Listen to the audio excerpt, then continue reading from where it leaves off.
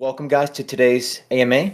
Like I had previously mentioned before we opened, which is now the opening again, which is typically in these AMAs, we have a subject, we have a topic, we have something, hey, it's going to be lore or gameplay or, something specific about the ecosystem. Well, we don't have that today. Today is more of a general AMA, and I think those are really good because everybody's head is sort of in a different place. Everybody has a question about something a little bit different. So I think having a general AMA is very helpful in addition to having subjects and specific topics because of the fact that you could really ask anything. In fact, an AMA is ask me anything. But typically in Web3 and crypto, for some reason, we don't really stick to that. So we're going to stick to that today. We have a lot of questions to answer. We have a lot submitted, and I try to get into the chat as much as I can as we're going through these. And I can't promise we'll answer every single one, but always, as you guys are well aware of, and gals are well aware of, if there's a question that's not answered, always reach out to us. We're always open to answering questions, even after the fact, throughout the week, as well as directly after the AMA. But what we're going to do is we're going to go through the pre-submitted questions first. And if we have time, we'll try to jump into the chat as well. And we do have a lot of questions to answer. So our goal here is not to pontificate as long and to try to answer the question and move on to try to get as many out of the way as possible. So with that, Zulfi, you're with us, right? How are you? I'm good. Good, Sorry, good. I was trying to maximize this last run. I was playing around with the medieval weapons. I mentioned before we got started, I'll make it part of my official opening here. If you guys have not played the game since today's update, please go play the game. Check out the Game Change Log channel. You will find a long list of details of everything that was deployed to the game today. This is just as big of an update as about a week ago, I would say. A It's week wait. ago, we made a lot of changes and a lot of upgrades, but this one was a lot as well. And if you read the game change log, you guys still go play it. Go play it. I was actually playing it just before, and I was making a confession before a lot of you jumped in here. I've been so busy building the white paper and the light paper and doing all this stuff that I haven't been playing the game as often. And I was playing it just before the AMA, and I have to go play it when I'm done because the updates are that good. In fact, I will probably go and jump in the voice chat when we're done here. If you guys want to go over there with us, and maybe we could just play the game. I'll give away some in-game items if you're interested. So we'll discuss that towards the end. But with that in mind, let's go ahead and jump into the questions. So the very first question is from Johnson12W. And guys, if I butcher your name, don't take it personally. We have a lot of different usernames in here. So the question is, Brother, if you butchered Johnson W, we're gonna have a talk after this. I shouldn't be working on the white paper and the light paper if I'm going to butcher that name for sure. So, okay. The question is, do you have any coin burn buyback systems or any token burn plans to increase the value of token and attract investors to invest? Yeah, so I chose this question because it's a great way to lead off. The answer is no, Johnson. That's not the way this project works. There's no token for you to buy. We're not suckering you to buy a token and then seeing how many people you can dupe into trying to buy it for twice what you bought it for. There's no LP. I feel like we're in Wakanda. We don't do that here. So the reason why we chose that question is because you have to view Fifth Kingdom a little bit different than a typical Web3 project. The only thing that we have that's similar to a burn mechanism is to control the velocity of tokens is we have an Ember token. So your Ember tokens are earned from completing tasks in game, and you can use those in the game or in the system, and then that's technically like a burn mechanism because it leaves you and comes back to the protocol. So everything that we've designed economically is made to support the velocity of the token, not to play any silly math games where it's like, there's 1 million tokens, we're going to sell 500,000 and then burn 500,000. That's ridiculous. It's a scam. I feel bad for anyone that's fallen for it. We wouldn't do that. So I hope that answered your question. Yep, look at the token as so when we say token, we're really talking about the Ember here. Look at the token not as, hey, I go and play the game I earn Ember and I'm going to go sell it on a DEX. That's not what the token's for. The token is to unlock other elements of the ecosystem, and that's how you earn. So look at the token as almost like a ticket. That's a different way of looking at it. So that's the reason why, as Zulfiqar said, that is not a necessary feature to have included. Moving on from that, Manboy626, okay, says when designing the game, what core design principle has been the hardest to preserve as more blockchain features were added, and how did the team solve that challenge?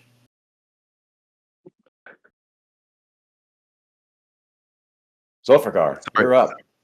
Yeah, no worries. Sorry, I got a phone call, and every time you get a phone call, it messes up Discord. I'm on my Yep, mobile I, device. I, I, I know the feeling. Okay, so the most difficult part was we want everything to be on chain because we love the immutability of blockchain ownership. Um, in video games, in Web 2, those of us that have played games, how many times, raise your hands, have you ever done something in the game and then the game crashes and you can't prove that you actually did it? I'm not taking screenshots when I'm doing H&Ms or endgame bosses. I'm not taking screenshots. I'm busy trying to get out of fire. I'm that kind of damage dealer. I'm trying to get out of fire. I'm trying to do mechanics, and then it errors out. And it's not my fault. It's not a lack of skill for me. It's the platform that erred. And then you have to argue with the GM or whatever. So we love Web3 because of the immutability and the provability of what people do. The hard part is that the way that blockchain works, the way the mathematical sort of algorithm operates to prove that immutability, it's slow. And in video games, in media, you need UDP, you need fast. So what we did was we were able to bridge two technologies together. So when you play Delvers or you play any of the games that we come out with, it's like a Web 2 game. It's a game. It's a game. However, what you do on the blockchain, the way that you get your SPL tokens, the way that you purchase items, for those of you that have done purchases in the stores, when you purchase the items, the provability is on the blockchain, but then you have to port it into the game. And so we have sort of a marriage between the two systems where you get all the benefits and the ownership of the Web3 receipt system, but you port it into the game and then it becomes a database item that you use inside the game. So you have the speed and the access of a traditional game, but you have the ownership and immutability of the blockchain to prove what you have. I'm a big, per- I'm a big first-person shooter player, so Call of Duty, things like that. Imagine if you were playing a first-person shooter and you were able to bring items, characters, skins, weapons, anything else into the game, and that was on the blockchain. And imagine if every time, so you guys who are Battlefield or Call of Duty fans will know what I'm talking about. Imagine if every 6 months they release a new game, that blockchain item you purchased from Call of Duty 2 ported over into Call of Duty 3. So when you're buying something, you're not just buying it per game, you're buying it for the entire universe of that lifespan. So that's sort of like the combination that we have here, but also making sure that it marries well together and is seamless so that it doesn't break. Web 2 and Web 3 are separate systems, but they can work interchangeably with each other if it's designed right. So that is definitely, as Zulfiqar said, one of the challenges. But I think we've tackled it very well. It's working very well so far. Well, that's how we So solved it. We did both. So it, everyone's clear. exactly, We did both. exactly, exactly. Hey, Web 2 and Web 3 are great. I wouldn't have 3 without 2. So another question, I think it's from the same person, is Mhm. as the game evolves into a fully on-chain economy, what mechanisms are in place to ensure that the Ember token remains driven by gameplay rather than speculation over the next 3 to 5 years? So the reason why I chose this question was the same reason why I chose Johnson 12Ws previously. Brother, the only way to get Ember tokens is from completing daily tasks in the game. So the only way to get Ember is by completing tasks. There is no inflationary metrics. We aren't just telling people buy this, stake it, and then you get unlimited emissions. And we've all seen this movie. We've seen this movie for the last 6 years in crypto. Oh, I'm going to offer you one token a day. And then what's going to happen is math happens. And 6 months from now, I'm going to say, well, now I need to give you half a token. And anybody that complains about being lied to, I'm going to say that you're not a believer and you're not one of us. And I'm going to shun you like Charlie the Unicorn.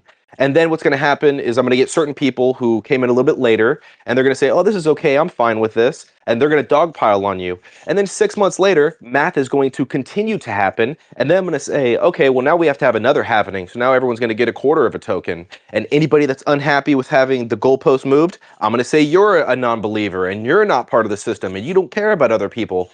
It's a script we've seen play out, and we don't play that game. You play the game, our game, you play Delvers, you complete dailies, you get your Ember, they're yours. The only way to get Ember is for Delvers to go in and do the hard work. The only way there can be. There is no inflationary mechanism. It is impossible.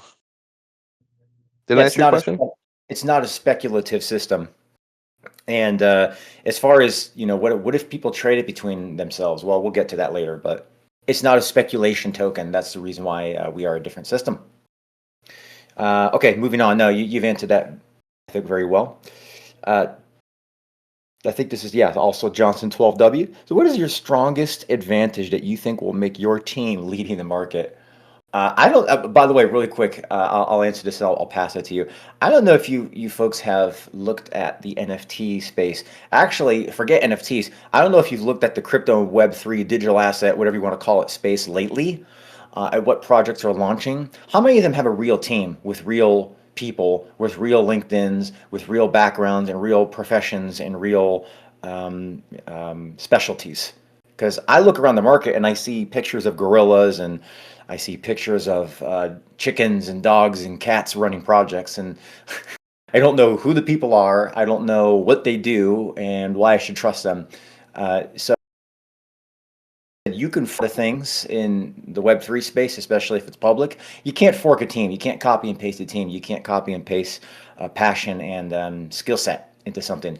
And because we're a real business, I come from the Web2 business world and e-commerce and things of that nature. And it would be unheard of in the Web2 world to have a team that has pictures of monkeys and gorillas. Nobody would ever take you seriously, but in Web3, it's like completely acceptable. And I know why. It's an anonymous system. I mean, we're a lot of us here. I'm looking at avatars as our audience. It's perfectly okay. It's just that because I come from a Web2 background, I think, well, shouldn't there be real people with a tangible background that you can look up and skill sets and specialties and to know who it is these people are and why they're doing it. And I think that's important. And I think that's for sure one thing that you will see that separates us. Like if you go to the Fifth Kingdom website, if you look at our team, and that's really specifically what the question is, although this really does apply to the cinematics and everything we've built and the whole ecosystem as a whole. But if you look at the team, I would ask you to find anything in this space that is similar to our ecosystem, number one. And number two, one that has real people with real backgrounds as part of the team. Be difficult to find. Zulfiqar, you have anything you want to add to that? Yes, I'm just trying to figure out how to say it without being too egotistical. Johnson 12W, what's the strongest advantage that you think would make our team leading the market? We already lead the market. We have the best product in Web3. Wallahi aladim. There's nobody like us. What did we do? We did what you, the audience, what me, the crypto audience, has always wanted. There's a product. We have a video game. It's in beta right now. It's an open beta, but it'll be inactive when we go MVP. When we launch at the end of the month, it'll be fully fledged out. We come with a product. We have the DeFi mechanisms. Our NFTs aren't just JPEGs, like Shadow was talking about. Our NFTs are a contract between the owner and the protocol. They do something. They evolve. They can be adapted. You can upgrade them. You can do more things in game, which builds your character and your household's holdings. Everything you do will matter. It is progressive. There is no time wasters. We came up with a term during the initial marketing phases, and we have crystallized playtime. So that if you play this game for a couple weeks and you go balls to the wall and you go hardcore, and then you put it down and you come back 3 years later, everything's still there. You will not waste your time. I will not waste your time. So that's the candid answer, if you really want to know. We already lead the market because we have an actual product. And when it comes out, well, there's another question, so I don't want to answer it right now, but we will be the most copied and the most failed copied project since the Bored Ape Yacht Club.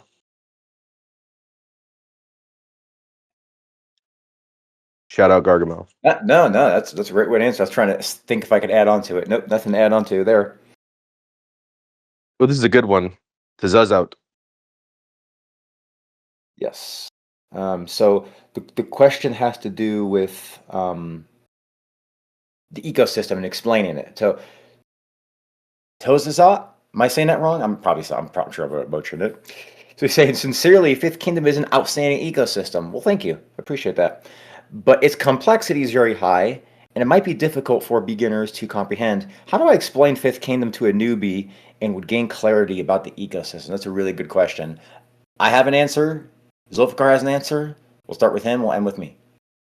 Okay, so I'm going to be very candid with everybody. It's really not that difficult. We just aren't used to it in crypto because what we're used to is somebody selling you the dream and then saying, and if you give me money, I might build it. Well, just like in regular business, I gave you World of Warcraft before I tried to sell you Cataclysm or an expansion, right?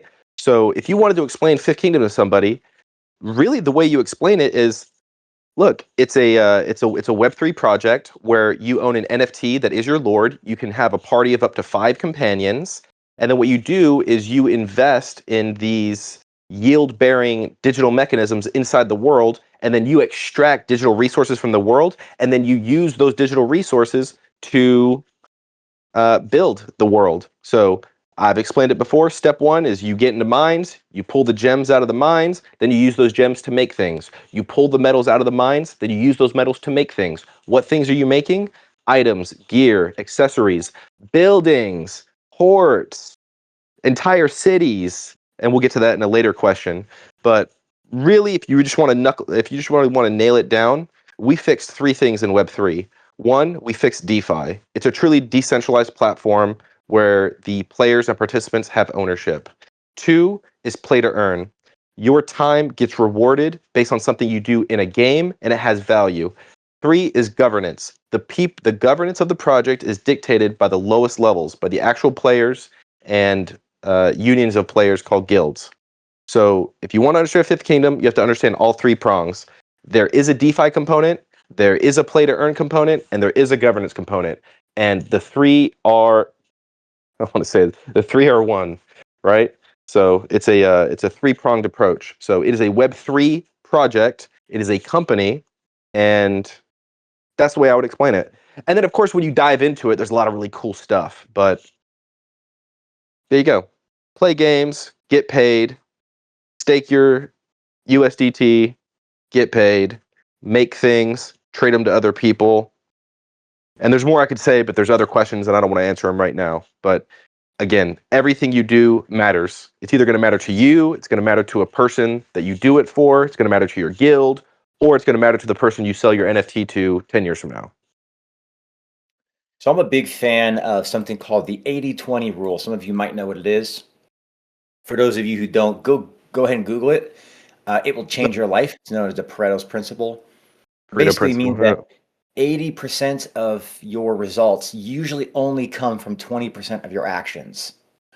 What that means is that there's only a few things you need to do to get 80% of the way there. No matter what it is, it's business, relationship, it doesn't really matter. You could apply that to anything. So I'm going to apply it to sort of the answer, and then we'll move on. 80% of the system can be explained in just 20% of the words rather than having to go through everything. It'd be like trying to explain every single gameplay mechanic. There's literally no reason to do that. But when you're playing it, you're thinking, I have to explain this, and I have to explain the forge, and I have to explain the bosses. You don't really have to do that. It's it's a simple system, as Zulfiqar mentioned, but I think it ultimately does come down to the person as well. If somebody is a gamer, it's going to be a lot easier to explain if they're not a gamer, right? So things like that. But I won't belabor the point. I think we went ahead and answered that pretty well. So Oliver22WI asked a question: how will NFT prices in the game be influenced by gameplay demand, rarity, and market activity? Can players freely trade their NFTs on external marketplaces, and what long-term strategies support sustainable value growth in those NFTs? So this is a great question. So the NFT prices aren't dictated by the game. So NFTs are related to Fifth Kingdom as a total. The rarity, if you go watch Shadow's YouTube video, we explain sort of the values of the rarities. Your rarity is going to dictate your discovery rates. Your secondary traits, which is what you use when you're a companion or you're using a companion slot, those can be anything. So, can you trade them on any external marketplace? Of course, they're yours.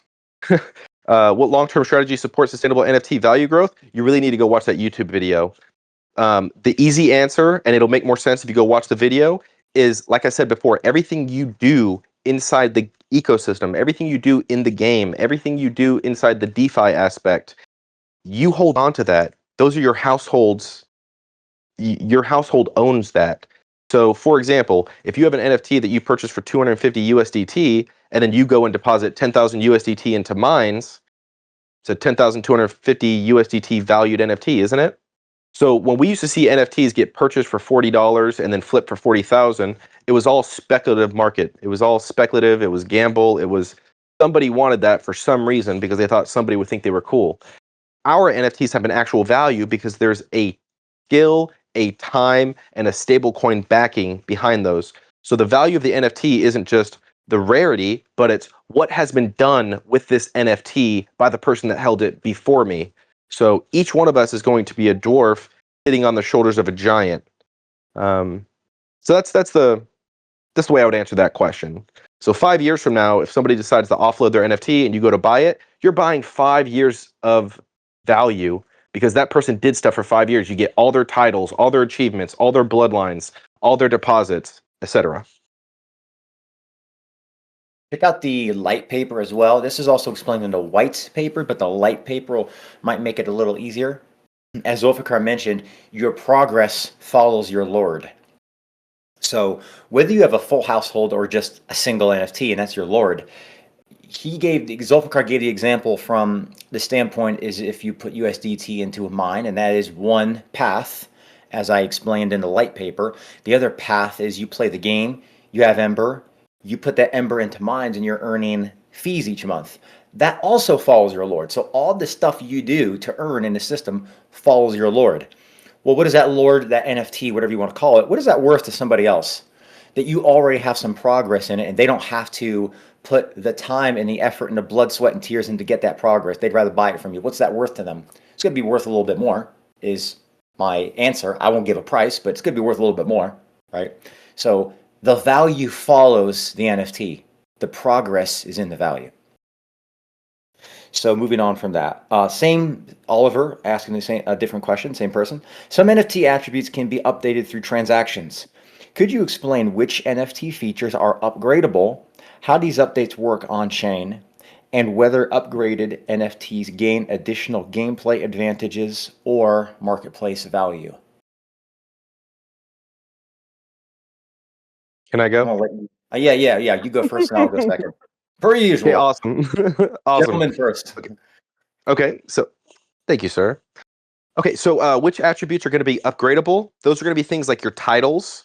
Eventually, you'll get bloodlines. Once you get bloodlines, you're pretty much stuck to them. Once your bloodline is assigned, it's assigned. Vocations, you can assign vocations to your different secondary companions. And we're going to have some other features, ways for people to get more ancillary traits based on what you do in the game that are even separated from titles. So, for example, if you have a guild and you have a guild hall, and there are guild officers, well, those officers might have certain ancillary, they'll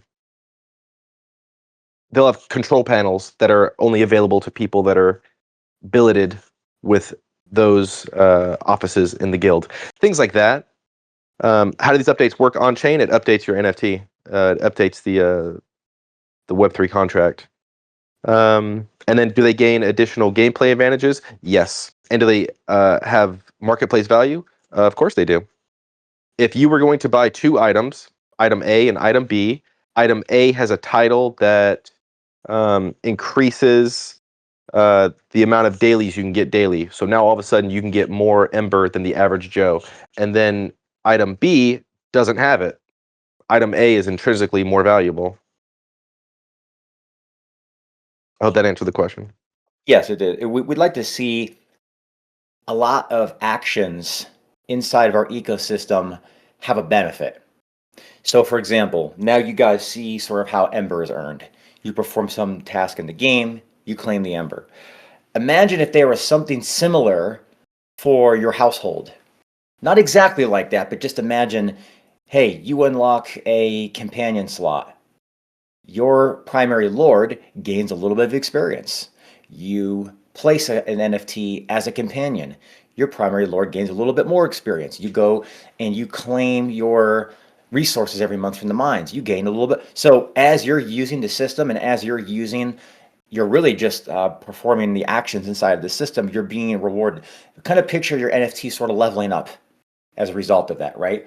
And there's a lot of different ways that we're going to go with that, but just imagine that now is following your NFT. So now, we discussed this in the previous question about your progress following your NFT. What if all the stuff you did inside, as far as just the general actions you would take as you're upgrading your lord, also followed it? And what does that do to upgrade your lord? It gives you all sorts of different benefits. So we're thinking about how this is going to impact your household long term.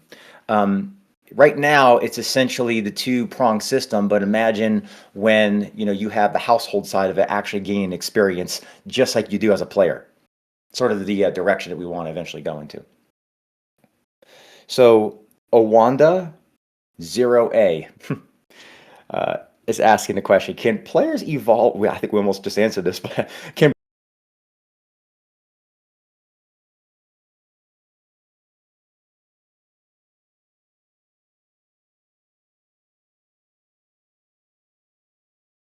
Hey, Shadow, I can't hear you. Did you cut out, or is it just me? Yes, I think we lost him. like I almost feel like we asked that question. You just had a Forrest Gump moment, brother. We didn't hear anything you said. You didn't hear anything I said? You cut out. Can you hear me now? Yes. Really? Okay. And that's all I have to say about that. Next question. I'm just kidding, guys. Okay, so the question real quick was, can players evolve their NFTs into higher tier versions with new appearances, abilities, or utilities? How will these transformations affect rarity classifications, marketplace demand, and overall player progression within Dungeon Survivors? You want to answer real quick? Because I got a pretty succinct answer.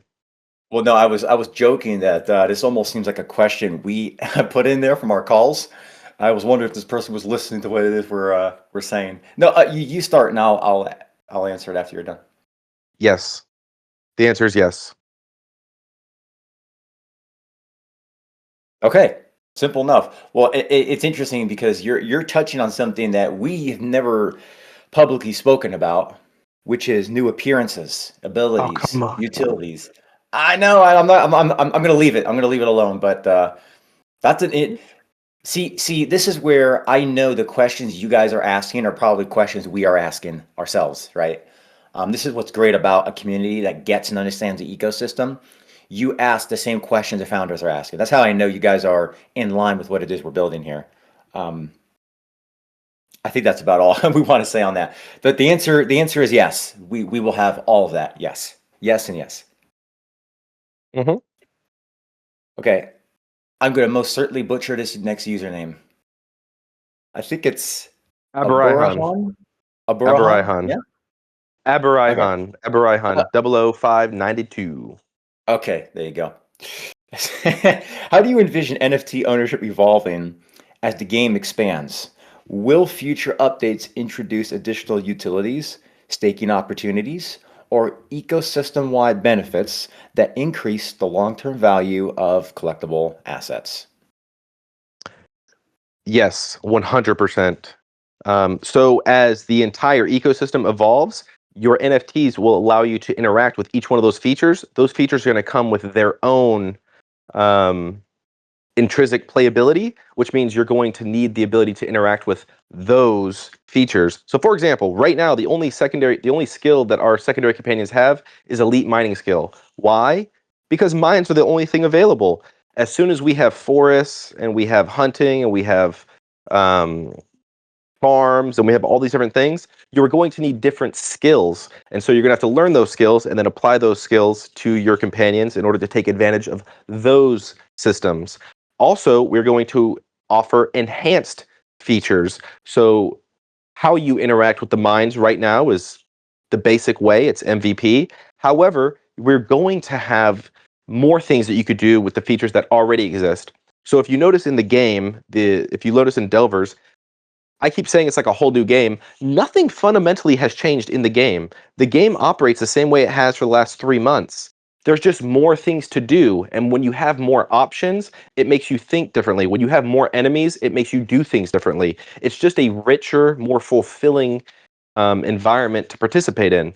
That's how we look at each one of the features that we release in the entire ecosystem. Every time we release something new, there's going to be new things for you to do because it is new, but we're also going to get feature rich on things that we've already created. So as other utilities come out, the mines will get more impressive. There'll be more things you could do, more ways to affect the RNG, more ways to get Easter eggs, things like that. I've said this before.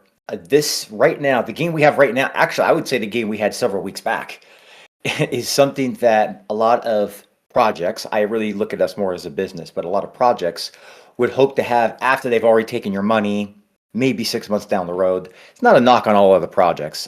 Projects are built differently, but the system that we have right now, before we've taken anybody's money, I wish I wish all projects in Web3 would operate from the standpoint of coming to the community with value. So the fact that we've come with the system we have right now, I hope that shows that as this system progresses, you're going to see all of these different utilities, all of these different increases that you're asking a question about that are going to be ecosystem wide, that you guys are going to have the advantage of being able to participate in. If this is what we have at launch, what are we going to have a quarter after launch, for example, right? Things like that. So delivering value before you take a dollar, I think, is important. It's I always look at it sort of like in Web3 and crypto. People invite you over for dinner to their home and they expect you to cook it when you show up. It's very kind of a strange system. So we're saying, hey, come over for dinner and there's food waiting for you. Imagine that. And then they gaslight you when you're like, wait, you didn't make anything? What, am I your slave? You invited me over for How dare dinner. you come here and expect to eat? Our, Yeah, our goal is to ruin you for other projects. We're going to treat you yeah. so well, you're not going to want to go anywhere else. Every time you go places, you're going to say, well, what are you going to give me? Well, The and the reason, $40 cat pictures ain't going to do it anymore. yeah. Well, I could go into more, but I'll move on to the next question. Nally94 AOB is asking a question which I've seen in the chat multiple times. My question is about security and how strong the gameplay security is. Hackers hacking games, sharing cheat codes on YouTube, and all this other kind of stuff, as well as the security of the wallet. Uh, you want to answer that first, and then I'll jump into that. Yeah. So everything that actually counts is verified on our servers, never trusted from the player's device. So there's no locally hosted scripts that can be ran. Every game session is cryptographically signed and rechecked on our back end, which runs on 20 plus anti-cheat checks, some things like impossible clear rates, speed hacks, forge levels, bosses, loot, inflated points, bot patterns, things like that. Rewards and leaderboard placement are granted only for sessions that pass validation. Some of us have had issues during the alpha and beta testing where we had a session and it didn't get counted, right? Some of those early, really high level sessions that we had. So it was frustrating, but that was a security mechanism. So you can't get on the leaderboard if you don't pass the validation check. Scores and rewards are recalculated server side from the signed record of what actually happened. The game never just takes a player's word for it. So cheats that would let somebody farm rewards or fake their way up the leaderboard don't work here. The reward logic lives on servers that players don't control, and the settlement happens on chain, which again is immutable. In regards to wallets, that's kind of the strongest part. So let me be very clear. Connecting your wallet does not put your funds at risk. Wallets are non-custodial via Privy. God bless them. We never have your private key or your seed phrase. They never touch our servers. We literally cannot move your funds. Any on-chain action, a purchase, a claim, only happens when you approve and sign it on your wallet. Nothing leaves your wallet without your signature Your wallet address is public by design. It's like an account number, not a password. Knowing an address does not let anyone take anything. Only the private key move funds, and that stays with you. So even in the worst case of a fully compromised game client, an attacker still cannot drain your wallet because moving funds requires your signature, which only you can give. So you have to make the request, you have to approve it, and there you go. So I hope that answered your question pretty succinctly. Yeah, I think that's the best answer. As for the wallet, one of the things I was going to say is, um, because we are partnered with Privy as our integration for the wallet connectivity, that is passing through as far as the connection point through Privy. So for example, if you're coming in and you don't have a self custody wallet, you don't have Phantom or Soulflare or Backpack or anything like that, and you use your email or your SMS or your Google account, whatever, that is spawning a wallet. That wallet still has private keys. Nobody sees those private keys. I don't see them. I can't see them. Nobody can see them. That's a highly secured system through Privy. So that's a little different than when you just connect to a random website with a random, transaction, accepting The the connection point. So it's a little different. the only thing we can do with your account is send you gifts in game of items, I consumables. can send gifts. I can send gifts. I do come bearing gifts if it is possible. But no, so I hope that makes sense. There's no cheat codes to share. It doesn't quite work that way here, but no, that's a great answer. Anything that I would say would just be repeating what you already said. So it's a great answer. So Amelia Rahman, I think I got that right. It's hard when it's all one word. I have to break it down for a second. What is the ultimate vision for Fifth Kingdom? What is the ultimate vision for Fifth Kingdom, and where do you see the ecosystem 5 years from now? There are some follow-up questions to that, but that was the very first one. Um, that's a great question. You start. I'll add something to that when you're done. Okay. Well, I'm just gonna say it. I want our game, our ecosystem, our community, what we are building. I want us to be. I want us to be, and I'm just gonna throw some other IPs out there that I've participated in, but I view us as being the fulfilled promise of what Web3 was supposed to be, what ownership, self-ownership of video games is supposed to be. We should have a player-ran economy similar to EVE Online. We should have a system and a world that is so livable and breathable and fun to exist in that people spend as much time in here as they do in Second Life. Our digital assets should be viewed the same way that Second Life digital assets are viewed. It's a way for you to enhance your escapism from everyday life. So if I'm just being 1,000,000,000,000% candid, wallahi al-azim, we are the EVE Online meets Ashes of Creation, meets World of Warcraft, meets Warhammer 40,000, meets Second Life, all put into one amalgamation that is powered by the immutable blockchain, but built, enjoyed, and consumed by you, the community member. That's the goal. Easy peasy, lemon squeezy. Let's do it. Yalla. That's not ambitious at all. No, so I see us as various different systems, right? So we're not just NFTs. We're not just play to earn. We're not just DeFi. We are a lot of everything. I want to see us evolve into the best of the best. Right now, I think we have taken the best of each of those systems and we have married them together. I want to see that evolve, right? Because I'm frustrated, to be honest. That's a light word to use. At the NFT space, I was looking it up this the other day, and I don't want to say what, but some of the projects, and I'm looking at them like this is the artwork. This is the use of this technology. It's like a waste to me personally, and that's not a knock on every single project, but just what I was looking up. In this market, I know there's a lot of combinations, but I like to see what it is we are using. We are using the best of lore. I think we're using the best of the play to earn and the DeFi systems, where it's not something that's going to go straight to zero. It's not something that's going to have like a token that goes from Peter to PayPal that has less value every single time you move it around. It's in game. It's in ecosystem. It's attached with an identity where that identity progresses, where the lore progresses, where the community has a real say. And I hope that we actually see that evolve into what the technology in the space actually could be. I know that's a very cliche thing to say, but really, when you are taking the best of these ecosystems and marrying them together, I want to see how far we can take that.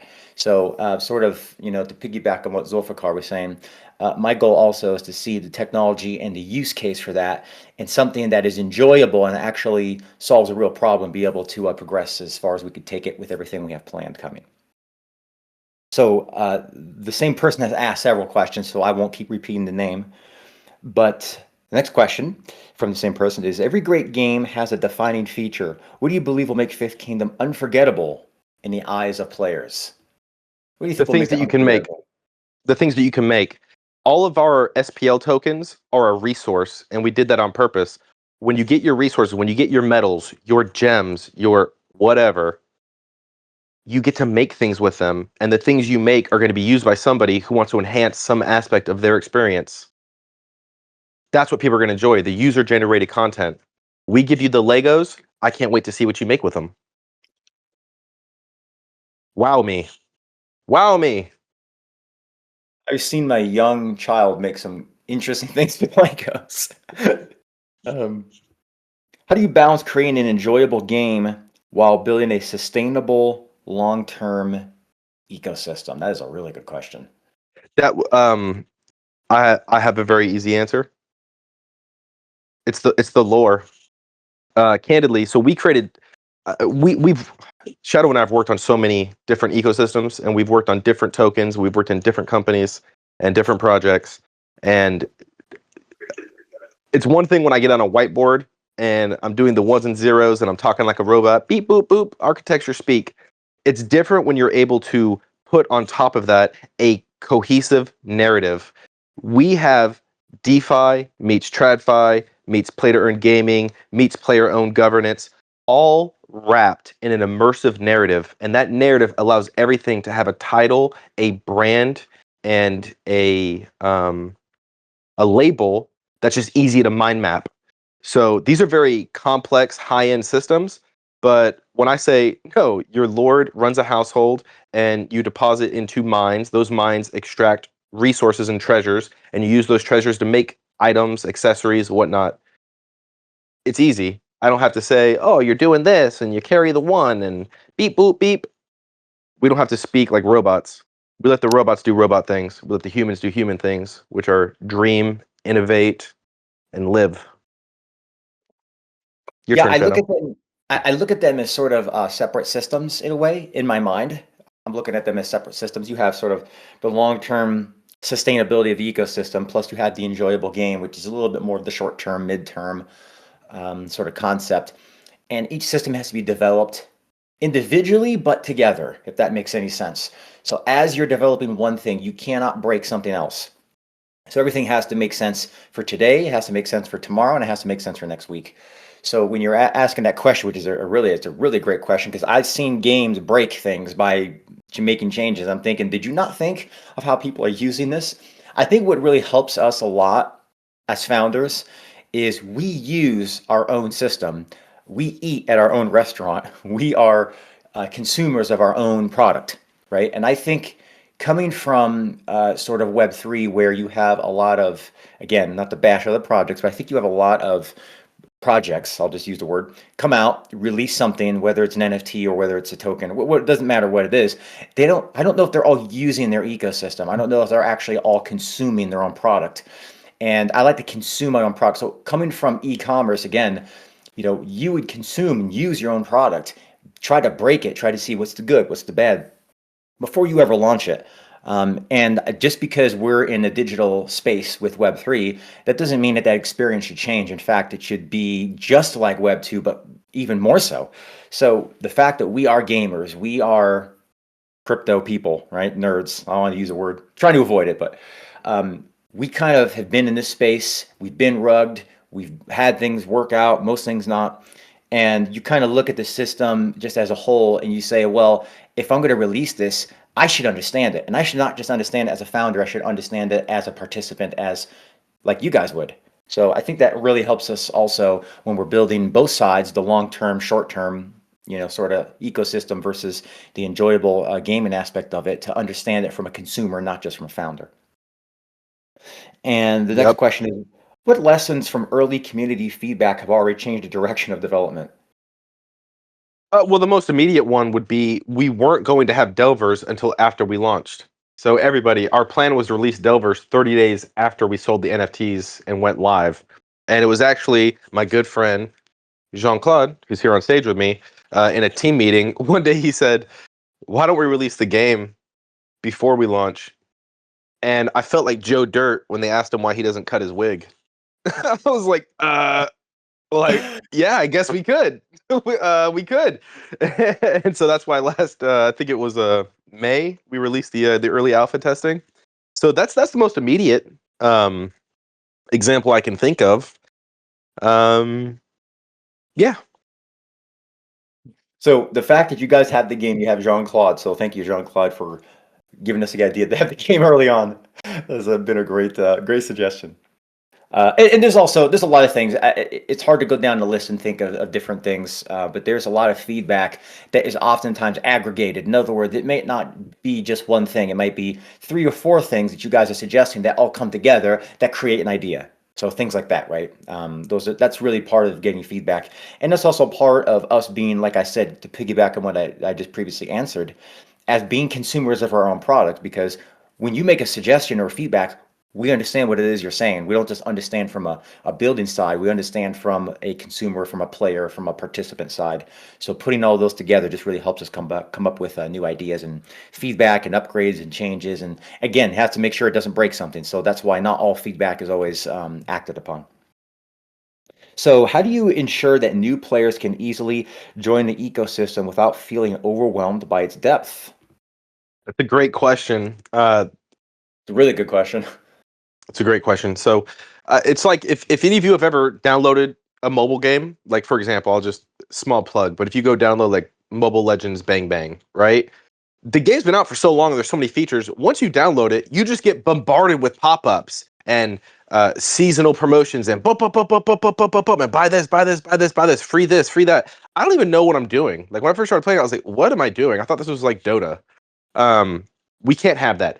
Everything has to be progressive. So even as we introduce new features, there's a depth to this lore, there's a depth to the game. Every player basically starts out the same. The player experience is the same for everybody. It's just how deep and where you want to lean in. Nobody has to do everything. I mean, I hope you do. You'll have fun, inshallah. But nobody has to do everything. We have a very feature rich environment, and Lord willing, it'll get even more feature rich. People will enjoy certain aspects and they will lean into that. So you start it, and there's no wrong way to eat a Reese's. You start to go wherever you want to go. So the only advantage that a new player would get is that as we, and this will tag into the last question, as we go, we will get suggestions. There will be quality of life improvements. That sort of stuff is just natural. It happens. So every new player will be able to take advantage for any quality of life improvements we get. But everybody's gonna have to start at the same point, and then they elect to go front, left, right, up, down, just like everyone else did. It's just they'll have a bigger menu. They'll be at the Cheesecake Factory or at the taco truck. Yeah, I think great answer. I have been a player of games like Zulfiqar was mentioning, and it's funny because I used this as the example when we were building this. I said, I love the concept of having tutorials when you load a game up, when you start a game, explaining it. It can be a bit much sometimes. In fact, the tutorials for some mobile games are so much. I just quit the game. I'm just like, this is too much. It's tutorial and pop up, and it's like 50 pop ups. You don't even know what you're doing. You haven't even seen the game yet, and you've got so many pop ups.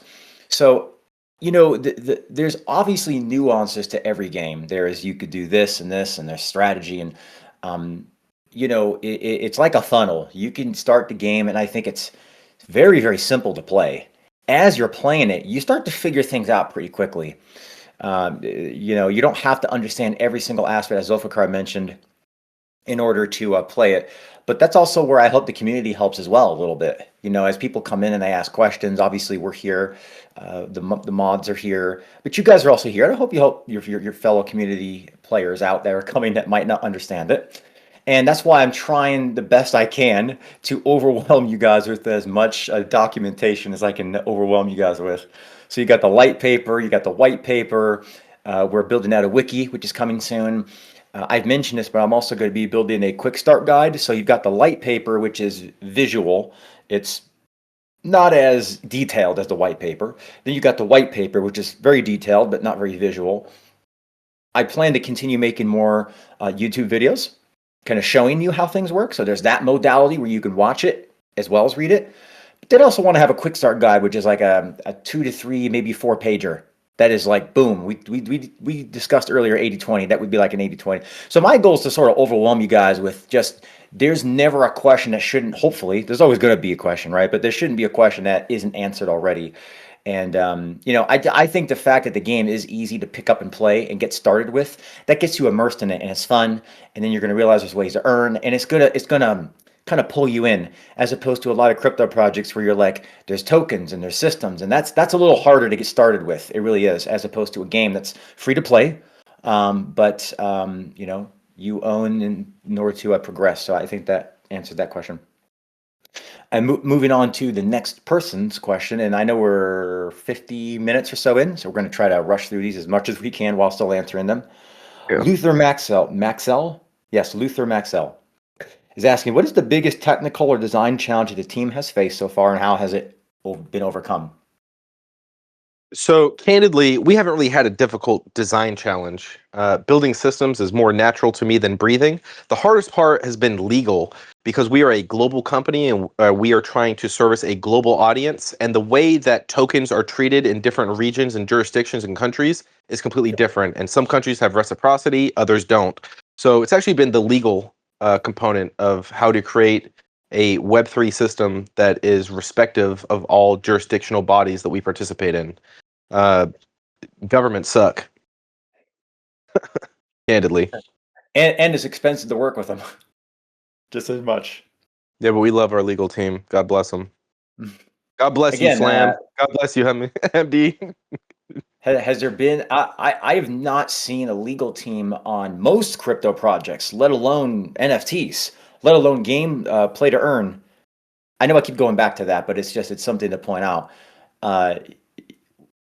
Real legal, real general counsel is not something that you typically see on NFT projects websites, because you know they're selling a picture of a garbage can or whatever. But it's just Damn, that shots that fired. was Leave Oscar alone. He's a grouch. He lives in a trash can. how important is player-driven decision making in shaping the future of Fifth Kingdom? Oh, very important. Next. Very important. Very important. Well, that's how you guys have seen the lore. You know, we have more of that coming, by the way. We have a lot of questions, man. Yeah, I know. I'm trying to. You guys are going to help shape the world. Let's put it that way. So Yeah. that should hopefully answer your question in terms of that. Yeah, what gets look, okay, sorry. Now you sucked it out of me, Shadow. Thanks. What gets discovered? Which direction we go in? What do we call things? People, y'all will be able to name things. Everything. There's a we're a platform. We're a setting. You will dictate what happens in that setting. Correct. I'm going to skip ahead on some of the questions, if that's okay. Just I know we're not going to get to all of them, so I'm going to skip ahead on some of them. Okay. How do you plan to keep veteran players engaged without making new players feel left behind? So there's sort of like a race between new and sort of OG older players. How will they both be sort of taken care of? So this is actually an age-old issue when it comes to gaming. Do you cater to new players, or do you create enough end-game content to keep the veteran players happy? And the honest answer is we have to do both. This world is so big and there's so much to discover. There are going to be some people that are always pushing end-game content. You are always going to be venturing into the void, pushing us to create more and more things, and that's great. There is a plethora left in your wake for other people to do. So, like I said, we're never going to release something that becomes no longer usable. I hate retcons. I hate wasting time, and I really hate wasting other people's time. So when somebody comes into the ecosystem a year from now, they're going to have to do the exact same thing as you did, but it's still going to be fun, engaging, and worthwhile to them because there's only one way to get treasures. It's from mines. There's only going to be one way to get lumber. It'll be from forests. There's only one way to get X, Y, and Z, right? But what you do with those will consistently improve, and there's more things you could do, and there's going to be rarer things you can do, and there's going to be different ways you can engage with them. So there's always going to be a richer experience for more veteran players. And I've kind of hit this previously. Just because we come up with something new doesn't mean we're going to not enhance an existing feature. So a person that's been playing for a year could do the exact same level or do the exact same thing as a brand new player, but the experience might be different because you have more things to do. You have a richer experience. I hope that answered the question. That does answer the question. We're probably going to take one. Let's do this. Let's take one or two more, and let's see if we can grab one or two from the chat. Can we do Poshmuller? This is from the pre-submitted ones? Yes. Sure. How does Fifth Kingdom, this is from Poshmuller, how does Fifth Kingdom plan to remain competitive if larger projects begin offering similar features? And what would you say the project, being Fifth Kingdom, is strongest moat? It's a great question. I like the way you worded it too. It means you understand that concept. Yeah, so one is they're going to try. We will be the most forked product in Web3. They're going to fail. They're going to fail because they're going to know what we did. They're not going to know why we did it. They're not going to have the same intentional based decision making that we have. So they're going to try and they're going to fail, just like their projects currently fail. So I anticipate they will try to copy us. What would be smartest for quote unquote bigger projects, what would be smartest is for them to come to us and ask for our help, and then we'll find a way to matriculate them into a utility driven, value driven community. But they will try and they will fail, just like they've failed since the dawn of Web3. And I feel bad for their members, candidly, if you just want to hear the truth. What's our strongest moat? It's our team. It's our team. We make the hard decisions. We don't do what's convenient or what's easy. There's a lot of ways in this system you'll notice that we could have extracted value from the users, and we don't. We abdicate our role in between user decision making, and we have left what people would call a lot of money on the table. It's for the players. Our job is to provide an environment for you to participate in, not to nickel and dime you and to insert ourselves in between every decision point that you have. That is a very mature decision that shows that we care more about the organization and about the product than about making money. And you won't find that replicated. That's why you notice every founder always sounds like, I love you, and we're going to make it. And then as soon as things get hard and they have to make a tough decision, you're not their friend anymore. And they need to buy another Lambo. I sold my Lambo and my Bentley for this project. See what I give for you? Well, yeah. You see what I do for you? That's love. Every project's going to have its own sort of flavor. What is Coke going to do if a product like Pepsi comes out and it tastes very similar? What will they possibly do? There's a number of things that I think already set us apart, and I've mentioned this before. I'll just continue repeating myself, I'm sure, but coming to the community with value first, I think is unusual. In fact, I know it's unusual, especially in this space. And having the founders actually be consumers of their own product to understand it in a way that a founder, as Zulfiqar mentioned, is raising money because, they have a new boat they want to buy, which is nothing. I'm not saying there's anything wrong with going and buying a boat if you have the money to do it. I'm saying there's a problem with rugging communities potentially to do it. They don't have the money. They need yours. Well, yeah, that's a big part of it. But being able to combine these various systems together with the fact that we have professionals like in Hollywood to be able to create the lore and cinematics and to create these worlds that are heavily detailed. I don't know if you guys have looked at the lore.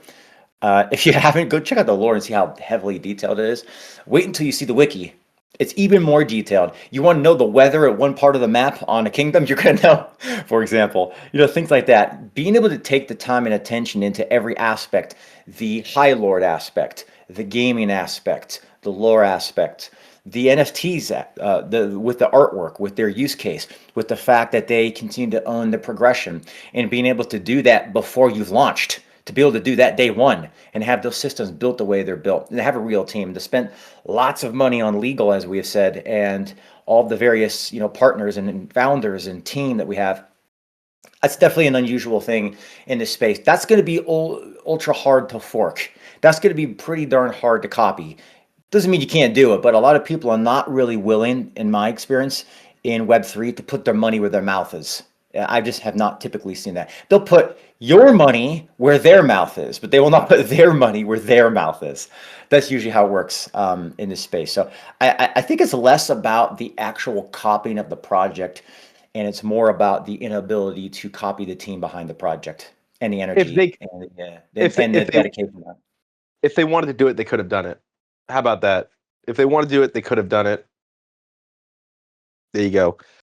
Shadow, do you mind if I just run through these really quick? Please. We chose these for a reason. Okay, I'm going to go real quick. So Funkiest Chase, he asked, Section 7C of the white paper details the Ember shards utilize Solana token 2022 extensions with an immutable transfer hook integrated into the citizenship layer. Here's the fact. If you don't have an NFT, you cannot use your Embers to claim ownership in mines or other features. Now, he asked the question, well, what if I want to try to send my Ember to somebody? Oh, well, that's risky. And what two grown adults do on their own is between them, I suppose. Yeah. But there's a reason why it's not listed in our marketplace. Gonboy1, which part of the game's economy has been stress tested against bot farms, multi-account abuse, and coordinated guild exploitation? And what vulnerabilities still concern the team the most? All of them and none of them. There is no way to exploit this system. It's a utility token that can only be generated from doing daily activities, and they have an actual use case, so you use them. They're meant to be used. Use as many as you can. In fact, my biggest concern is that there won't be enough dailies being completed to facilitate the High Lord's demand for USDT deposits. It's all been tested. There is no way to exploit it. Again, it is not just we're not just giving out tokens that aren't worth anything. There's a action and a skill that has to take place before you're given anything. So everything is earned. So again, there is no token price falling. There's no NFT floor going to zero. It just doesn't. It's not plausible. Is it possible? Sure, anything's possible. A meteor can come tomorrow. Aliens can come down. Anything can happen. We could find out that all the governments are ran by pedophiles that run out of St. James Island. I mean, anything could happen, but is it plausible? No. So there is no token price that's going to fall to zero. There is no floor price going to zero. It's implausible, just based on the way that our system operates, because they're real. According to the core gameplay, First Ace 1 asks, according to the core gameplay ecosystem, when a mine hits global depletion, the original deposited USDT is split 50-50 between the High Lords and the Delvers. And his question is, so does that mean that the depositors are losing half of their stablecoin deposits? No, because over the lifespan of that mine, it had emitted 200%, 300%, or 400% of the initial value. So technically, the way that the High Lords should look at it is you make a deposit, you get a 2x, a 3x, or a 4x in tokens, and then you get 50% of your initial deposit back. So if you're in a 4x mine, you get 4.5x. By the way, a lot of projects would keep that. Why would they give that back? I thought about it. I thought about it. What would be the purpose of giving that back? Why would you give that back, and why would you give it to the players and the High Lords? Wouldn't you just keep that USDT? It'd make more sense for a lot of projects, right? Just to toss that out there. Yep. Makes you wonder why we would do that. DC Baki, with the beta update introducing 15 new weapons and an on-chain shop where players can spend Ember or USDT on permanent perks and legendary gear, how is the team balancing competitive integrity for the upcoming Hall of Heroes competitions? Will sharp purchases, legendary equipment offer raw statistical advantages on the leaderboard? Or are they... I'll tell you this, you could buy all the equipment. If you're not good, you're not good. Some of y'all are better at the game than I am right now. Shout out Lucas, shout out Wolfie. I'm coming for you though. Don't worry. When I'm done fixing Web3, I'll be back. I'm gonna get some more time on keyboard. Y'all remember the alpha when I had more time? I'll be back. I'll be back on the leaderboard. You'll see your boy Zulfi. Nothing we introduce breaks the game. Nothing is OP. Everything just helps, but it just enhances natural skill. So the better players are always going to be better. People that make better choices, especially if you guys go play the game right now, you'll see that there are more elements added. You see what I did there? And there's whole new layers to the game. Now, which weapons you combo makes more sense. Which class you choose to start with and which weapons you choose to outfit that class with now matters more. Crypto Adam, crypto. How exactly will the platform track and quantify those non-financial contribution on-chain to qualify a citizen to become an Archon? And when will the first cohort of the Sovereign be selected? That's a very good question. The cheeky answer is very carefully and soon. Klaus 101. Because core earning systems require citizenship layer verification, how will Fifth Kingdom manage regional compliance friction for players located in jurisdictions with strict or ambiguous digital asset regulations? Will players who are restricted from passing the citizenship verification still be able to fully participate in the upcoming Delvers the Ember Depths beta competitions for the USDT prize pools? Klaus, the part of the answer I can say is yes, you can participate in the USDT prize pools. Shadow, do you mind talking about the KYC jurisdictions because you just met with those folks? Yeah, so Portafogoy? there's keep in mind, it is what it is, right? There are some nations that are sanctioned. Not a decision that I made. It's not a decision Zulfiqar made, but it's a decision that the world has, I guess, collectively made to some degree. I'd And add to the list. yeah, Direct to yeah, me. and a sanctioned nation won't be allowed. If you are funding terrorism, you're probably not going to be allowed. I hate to break that to you, but you're probably not going to be allowed. So no, the citizenship is just a basic KYC AML check. It's just to make sure that people with bad intent are not coming into the system. It's no different than if you go and open up an account with a regulated, crypto exchange and you want to deposit fiat or any kind of currency and swap into cryptocurrency.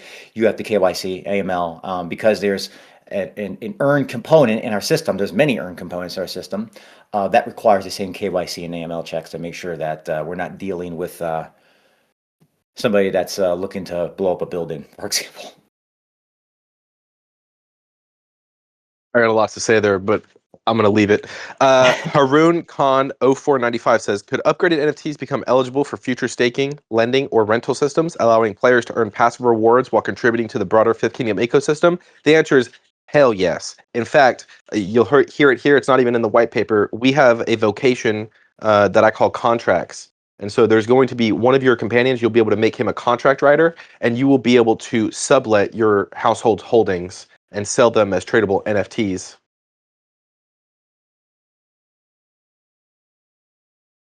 There you go. There you go. The give me 1 second. I'm gonna see if I can. I'm gonna read this question real quick, and if I can't answer it succinctly, we're just gonna go to the chat because we have to get to those folks. Just give me 1 moment. I'm gonna try to use this I9 in my head to do this. Some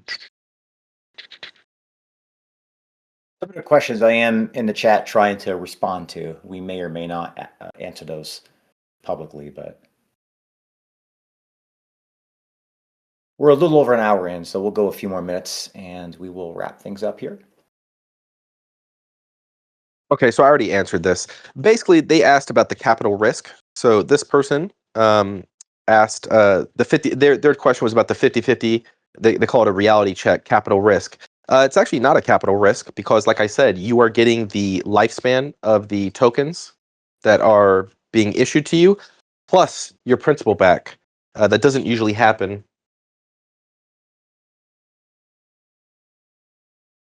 So, and then I guess the crux of the question is, why should a capital provider take that risk when the delvers who have less financial skin in the game gets a guaranteed 50% cut of the principal at the end? Wow, people are greedy. And this is one thing I love and hate about crypto. You tell somebody you're going to give them a 400% return, and all they have to do is give 50% of the principal to the person that allowed them to access the opportunity. And their question is, well, why should they get 50%? It's madness. Because without the delvers, you don't have access to the mines. Without people using their skill and time to unlock the mines, you can't deposit. And so when you deposit into the mine, you will receive your tokens over the lifespan of that mine. And at the end, you get 50% of your deposit back. And the person that enabled you to have access to that system also gets 50%. Also, let's remember, folks, you have to have an NFT to be a delver to participate in those systems. So even though people may lean into different elements, you're all the same people. I don't think there's going to be a situation where some people are only household participants or only playing the High Lord system and not delving at all. And I don't think there's going to be many people that are only delving and not also participating as High Lords. Well, once you realize that you could do both, that's where. So we've gotten the question a number of times, like, what is the one thing people are going to overlook? I think they're going to overlook both sides of the equation. You don't have to just pick one. You could do both. You could literally create the mine. Well, not create the mine, but you could deposit your Ember and own part of the mine. Then you can go as the High Lord and deposit into the one you just own. So you're actually earning on both sides. So that 50-50 split comes. You're sort of on both sides of that equation. You're on the side of the equation of the delvers who are earning the fees. You're on the side of the equation of the High Lords who are getting the monthly resources. And then you get the 50-50 on both ends. I think that'll be Right. one So component that people miss. yeah, so something I want people to understand about Fifth Kingdom is you can have your cake and you can eat it too. So when you're given, if you think about asking me what you should do, I'm going to give you the answer right now. Why not both? And that's what you should tell yourselves. Why not both? You deserve it. Let's grab 2 questions from the chat and then we'll wrap things up. If that's okay. I know it's only 2. There's been a lot of questions dropped in here, but let's go ahead and answer 2 and then we could try to wrap things up here. So I'm going to answer, or rather, I'm going to ask this question here. When a mine depletes by NASA, when a mine depletes and the USDT deposited by the High Lords gets split, while the mine is active, where is that USDT sitting? What? When the mine is active, when it's paying out resources in the game, where's the USDT that was deposited sitting? Okay, hold on. I gotta read this question. I think there's a misunderstanding of how the mines work. When a mine depletes, the USDT deposited by the High. Okay, so as soon as the USDT is deposited, it is sent to our money management company and is put to work. So the USDT does not sit there. The USDT is put to work. The mine depleting is the SPL token or the treasures that are issued to you. So the USDT is put to work. It's working. It's being traded. But while the mine is still active, where exactly is it seizing? Okay, I just answered that. Is it locked in a smart contract? No. Then it wouldn't be doing anything. Held in a team wallet or okay, I already answered that. Because a citizen deposits real money into a mine, deserves to know where it's actually holding it and what stops it from being accessed before the mine depletes its cycle. No, it is being accessed. If it's just sitting there, how do you expect it to grow? Okay, so I hope I that hope that answered answered that your question. I hope that answered Yeah. your question. Let me see. There's a lot of really good questions in here. By the way, again, if your question's not, well, some questions will not be answered. Hit us up after this is over. Tag us, DM us, whatever you want to do, and we will make sure your question gets answered. Let's grab one more here. Hey, Kelly, Let's it's not going to be answered because of time, not because we don't want to. So ask us the questions. I'll be around. This is my job. exactly. I mean, we've been going an hour and I think an hour and 10. It's an hour and 15. So that's why we're trying to just grab one more here.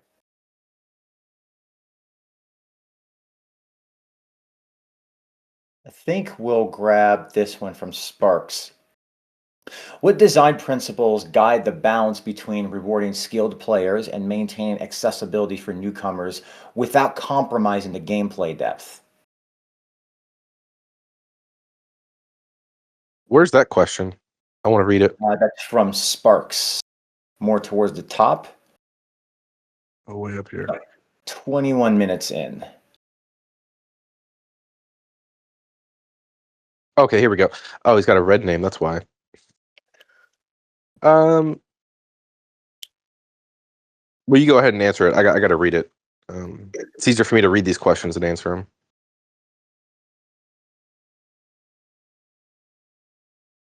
I can't find it. What was the question again?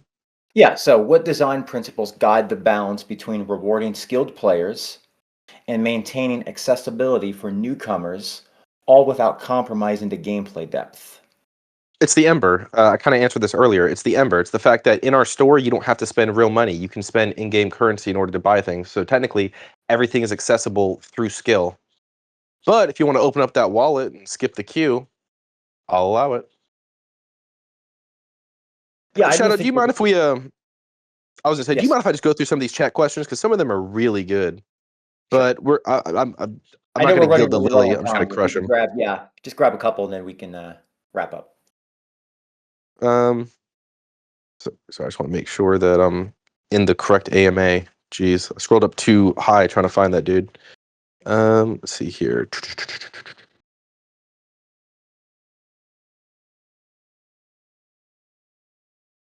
Hemez has some good ones too.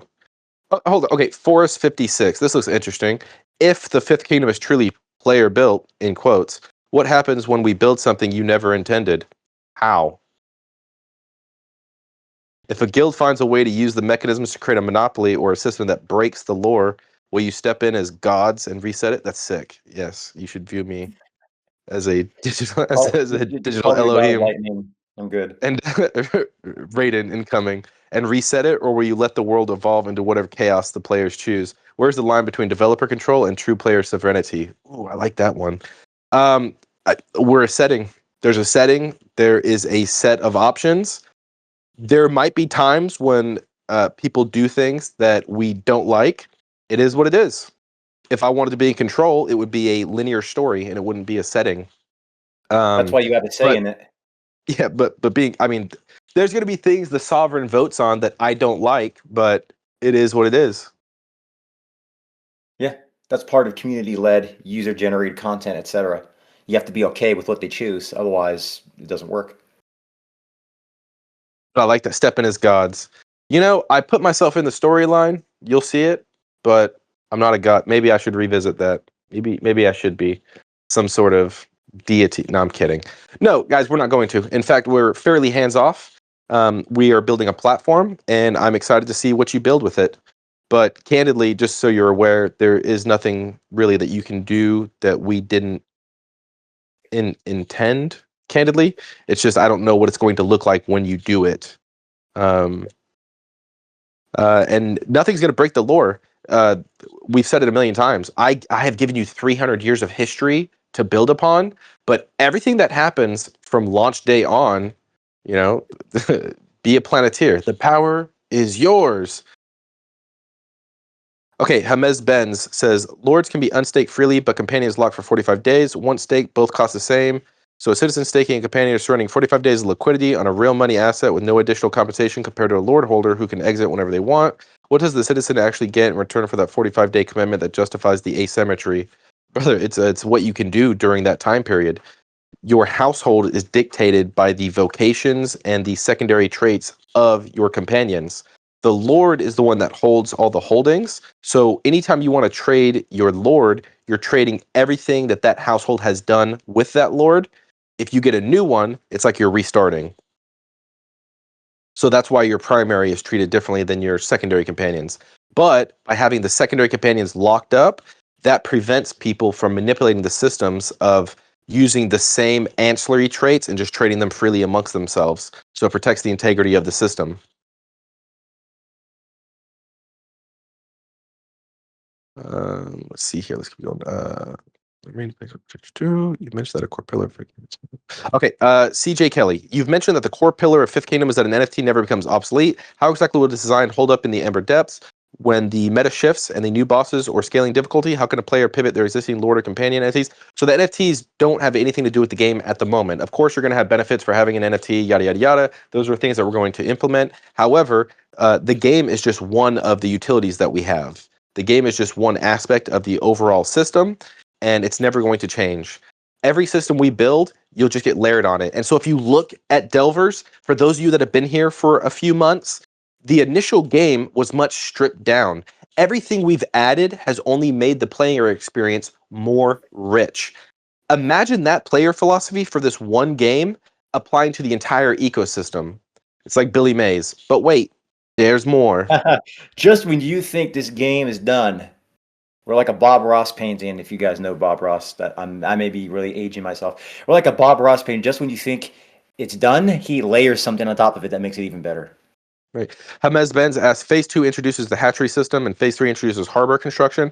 Both are listed as major infrastructure milestones in your roadmap, but the white paper gives citizens almost no detail about what these systems actually do. how much they cost or build? That's because they're not out yet, brother. Why would I give you a pricing structure for a system that doesn't exist? That would make me feel like every other web project that says, oh, we're going to have this. Oh, no, it's not built yet. And then you wake up for Christmas morning and it's not there. So you're aware of it. You know basically how it's going to work and what it's going to do. We're focusing on the mines. Get in, start using the treasures that we issue from the mines. And then as we release features, of course, we'll go deep into them. There was a similar question that I saw. I'm not going to read it, but somebody had asked a similar question about Kingdom Builder, the token project. What are the tokenomics? I'm like, well, there's no reason to even release that yet. We have them mapped out, but there's no reason to even go there at this point right now. Hamez, you're great, man. I just need to get you in my DMs. Ask, but it's good you asked in front of everybody. You introduced the Sap Witch as an enemy, which heals other enemies during combat. In a game where mob waves are already getting denser with the new Horde event, a healer. See, he's playing the new game today. He's probably got more game time than I do. I'm jealous. Peanut butter and jealous. A healer enemy fundamentally changes encounter priority. So is the Sap Witch designed to always be the highest priority target in any room she appears in? Or are there specific builds and elements that counter her more efficiently than others? Because if every player's answer is just kill her every time, she's not adding strategic depth, or she just, hey guys, remember before when I said that sometimes you want to take those CC weapons, sometimes you want to take those damage over time weapons, sometimes you want to have a single target boss weapon? Well, now you have a new enemy who has a very specific mechanism. I'm not going to give you the kill order. Figure it out. But yeah, you might want to start using some dots, more dots, poison, make it rain. There's literally poison rain in the game now. So here we go. Okay, so, funny Shadow. See, I NASA, your white paper says Fifth Kingdom is free to play, but then states that earning capabilities are unlocked only if at least one Lord NFT is staked inside your household. That is not free to play in any meaningful sense. That is free to watch. The free to play label sets an expectation for new users. No, here's the thing: it's not free to earn; it's free to play. You can play for free. Yeah, you can play the game. Decide if it's this. We debated this internally, just so you know, Nazza. You're not the only one to say this. I didn't want to say it was free because anything free denotes a lack of quality and value, and freedom isn't free. It costs $1.05. But it is free to play. It is not free to earn. Yeah, there's a difference. Yep. Oh, here you go. You beat me to it. Free to play, own to earn. Look at you. Stud. Hamez, the Horde event can now spawn at any stage, which is exciting, but also raises a serious build timing question. If a player is mid-upgrade cycle and the Horde spawns before they have completed their elemental set, they are essentially facing an elite wave. Yeah, it's hard. Get a helmet, brother. I'm going to sell them in the store. I'm just kidding. It's not that hard. But it's I'm gonna add. it's possible. Hold on. If the mid stage Horde bugs you, I'm gonna be adding more in-game events. So you're gonna have a whole lot of things to think about. I appreciate the urgency and strategy are not the same thing. Hamez, that's a player decision, man. It's the style of game that it is. There is a little bit of expediency that is involved. As we expand Delvers and it is built more as a dungeon crawler, there will be versions of levels that will have a little more time to think.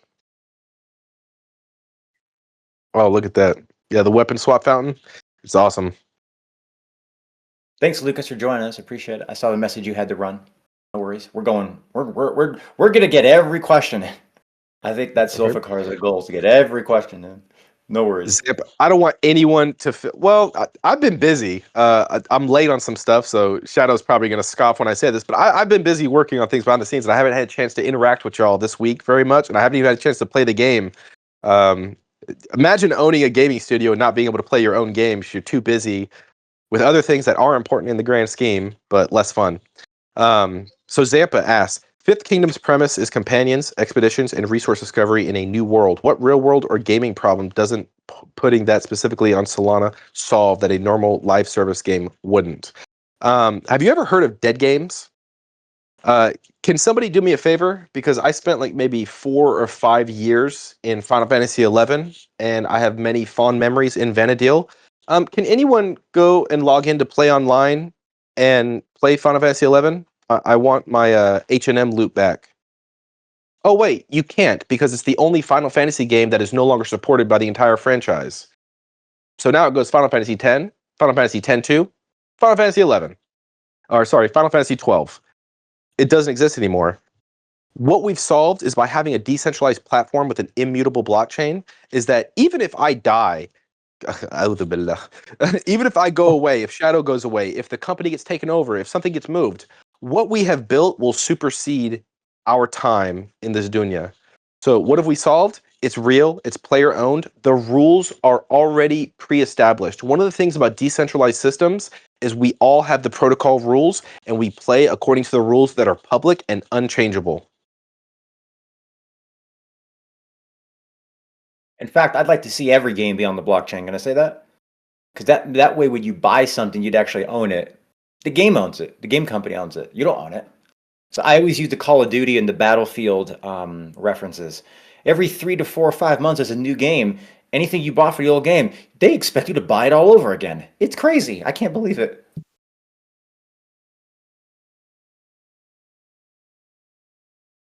And also, the stuff that I've bought for games has never paid me anything. Very strange. Is there any other questions, Zulfiqar? Or are we prepared to wrap things up? Well, Hamed just asked another question, and it's okay, real quick. The Dwarven Forges in the second cavern allow players to reshape their arsenal mid-run, which is one of the most interesting additions in this patch. But I want to understand the decision architecture here. When a player reaches the forge, okay, here's the decision architecture. You were just talking about how early on you have to make really quick choices. Well, let's say you get through the first couple levels and you have all 4 weapons, but you wish you had had a different elemental bonus or a secondary bonus. Well, when you go into the forge, you get to choose from any of the other available weapons, which, if you've purchased some from the store, even though store purchased ones are in there. So what it does is it lets you just min-max at an earlier level. Because like you said, sometimes you might have to make a choice and you either regret that choice or it wasn't optimal for the build that you wanted. This is a chance to put the power back in your hand. One time You also only. know what that does? And this is something that I think you guys will realize as you play it. You have never been able to replace a character's primary weapon. Guess what? Now you can. That's a thought. That's not something that might be immediately something you think about, but you can do that now. That gives you a whole new. You could actually select a character not based on their primary weapon, but based on maybe their traits, their abilities, their skills, and then you can start forging their. Not to use that word lightly, but you can start forging their weapon slots a little differently, given the fact that you could replace that primary. That's a big advantage, big strategic advantage as well. So I think with that we can go ahead and wrap it. That was a lot of questions. John Claude, do you have anything you want to announce or say before we start wrapping things Yeah. up? Yeah, thank you everyone for joining. Make sure to attend the game night on Monday because JK will be running through the new changes, that was just released today. So yeah, be there and we'll be waiting. And the contest, the winners for the contest, for the art contest, will be announced very soon. So don't worry about that. And thank you, everyone. Also, I want to say right when we end here, I'm going to jump into the voice chat and I'm going to stream the game. Anybody who wants to come in there and join me, I'll be giving away some in-game items. You might want to come in. It's up to you. We can discuss the game a little bit, give away some in-game stuff. You have a chance to win something. You never know. But as soon as we end here, I'm going to jump in there and stream. So feel free to join us. I'll get this replay up by Monday, probably Monday. If there's, again, a question that was not, I don't know if there was at this point, but if there's a question that was not answered, tag me, tag Zulfiqar, DM us. We don't bite. You know, every founder in Web3 says, I'm not your typical founder. I really hope we've shown that we're not your typical founders and we're available. So if you have a question about something, anything really, feedback, suggestion, a question, we're not going to bite your head off or anything like that. We might not respond right away, but we're not going to bite your head off. So we are very open to suggestions and feedback and questions and anything like that. So please let us know. Again, I'm going to be jumping into the voice chat when this is done. We're going to stream the game. We're going to be giving away some in-game resources and items. So go ahead and join us there if you'd like. In the meantime, guys, thanks so much for joining us in this AMA, and God bless, and we'll talk soon.